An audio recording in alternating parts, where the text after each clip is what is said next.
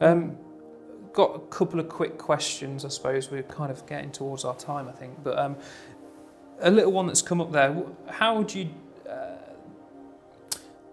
what do you think for you are the differences between a physical audience that's viewing your work in a gallery and a virtual audience?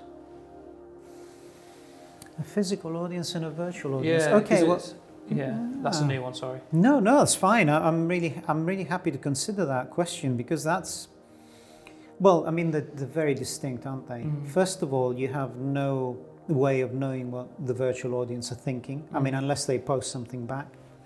With a real audience, you have this immediate response. You know, in a way, I find the virtual audience more easier, because when you're there physically present, as I was recently in the exhibition, and people would come in, I felt much more responsible. You know, I was like, I suppose it's like being out with your children and they misbehave and somebody makes a comment and you say, oh, yeah, I'm sorry about that, you know. So in the exhibition, when people said, well, you know, so why did you do that?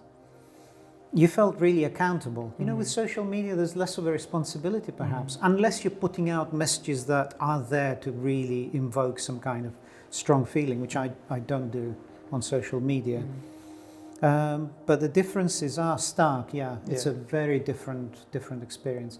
I mean, I've designed a virtual environment. I was commissioned to do one, which I've not talked about before, but for me that was really much easier to create work, you know, in an environment that was virtual. It felt really quite liberating. I didn't invest so much of myself in it. Somehow I was removed. There was a distance. With the physical things, your hand's been on them. It's tactile. Yeah, you've been down on your hands and knees, you know, making the work. You've invested, you know, like a lot of physical effort. I think there is a distinction for me. Perhaps that will lessen as time goes on.